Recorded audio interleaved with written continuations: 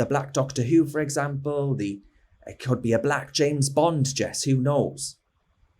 Everyone will now look at appointments like that and say it's part of a diversity and equality agenda. Isn't that a terrible shame? Recently, Tom Hanks has stated that he thinks it's a mistake that he played a gay character in a movie and he wouldn't do that now. Darren, what do you think about that?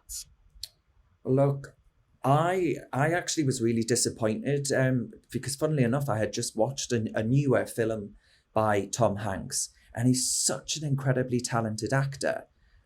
But in my opinion, right, he has got this so totally wrong, because acting is supposed to transform the actor into somebody else, right? They are there to convince you that they are so good at their craft that they're somebody else, right? And Tom Hanks is so powerful at that. Tom Hanks has played many roles which have brought genuine tears to eyes and all the rest of it. And for someone like that not to recognise how actually dangerous it is to suggest that you can only basically be somebody if you are a certain something, right? This identity checklist, right? So I, as a gay man, could only play a gay man. But Jess, what does that say to actually gay men looking to get into the acting profession? Does it say to them that they are precluded from taking on any role other than that of a homosexual, right? They have to stay in their own little lane. And that's what gets me, is that this sort of thinking puts us all in these identity boxes. It's an identitarian worldview, one that is fundamentally divisive and that focuses not on our talent and our merits at certain jobs and roles, but instead on who we are, our immutable characteristics. And that, to me, is not somewhere where I think a genuinely free, open and tolerant society ends up. Yeah, I completely agree with that.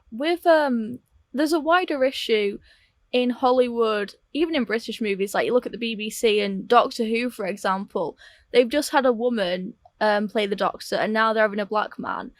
And they also have a trans person playing Rose. And that's fine if people of these identities want to play these parts, but it just feels so forced. It just feels like they're just in it for the sake of diversity and identity. And it's completely against meritocracy. What do you think about that, Darren? Well, exactly, because what you've just said there, right, is that, and you and I know for a fact, agree that actually the Martin Luther King take on this of, it should be the content of your character, not the colour of your skin, that dictates how somebody views you as a human being. We're all human beings. We are fundamentally stripped of that really laudable sentiment expressed by Dr. King, which is that, to hell with your identity and what you look like. It's more about who you are as a person. If I'm a complete and utter, I was going to swear there, but if I'm a complete and utter so-and-so, right, you might well want to end this interview prematurely. But if I show you that I hope to be someone who can have a conversation with anyone, then you're going to be more receptive to hearing what I've got to say. That's how I think you actually advance a society.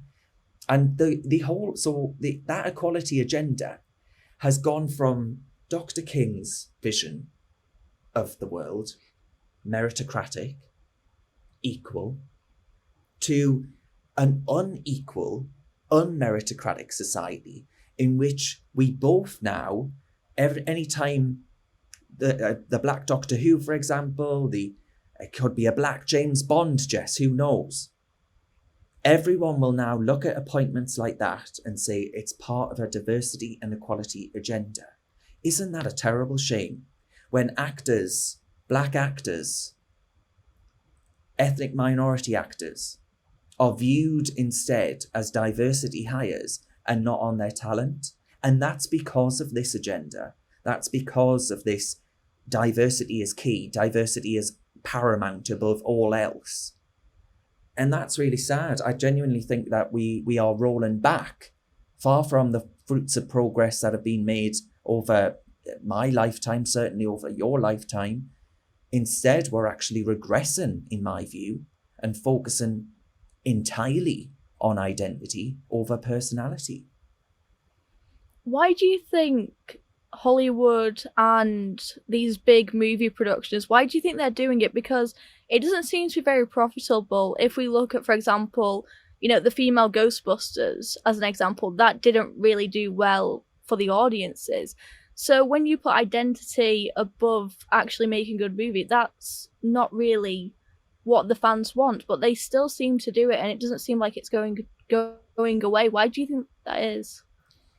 Because I think, well, there's certainly a consensus view, right, that this needs to happen. There's certainly woke is pervading through not just Hollywood, but as you've chronicled on this channel many times before, it's finding its way, infiltrating its way through the civil service, through public institutions, through schools. This stuff is far and wide, this identitarian push to get us all to, it's a very Marxist agenda, Jess. And I worry about it. I really, really do. And it has captured Hollywood outright. And Simon Callow, the actor, legendary actor, he was on GB News this morning, and he was saying, I think we're going to ultimately destroy the magic of the industry in pursuit of this wackery and wokery over talent and merit. And that's what it is. It's pandering to these people. It's consensus, right? It's not wanting to go against the woke, not wanting to actually start trending on Twitter with people you're accusing of any ism or phobia that they can possibly think of. So that's where it comes from. But how do we actually say enough is enough? Because people out there are decent, tolerant, kind, benevolent in many respects. British society is more generous and open and tolerant than most others, any others. But we're just getting to a point where people are so fed up of this stuff. I mean, do you remember not too long ago, in a portrayal of Tudor England, Henry VIII's wife, Anne Boleyn, was cast as a black woman? Now, Jess, if you're watching this as a young person, this reenactment, this serialization of the life of one of our most infamous kings, if you watch this, the historical inaccuracy throughout it will have you believe that, Tudor England looked exactly like England today. Even without the Windrush generation, right? And that's just historically illiterate, right? It's a distortion of history, of reality. And that's where we're ending up. It's Marxism 101. To distort truth and fact, words and meaning, until actually they get to, I think, really fundamentally try and alter society and how we view things. So I'm sure she's a really talented actress, this black actress who was cast in the role. But actually, as I say, all you end up doing is looking at these things and viewing them as diversity hires, or actually to fit this narrative of you've got to have a diverse set of black and minority ethnic community representation, trans representation, gay representation, female representation, and all of these other things. You've got to put that above all else. And that's where I think we're at. And it's incredibly depressing.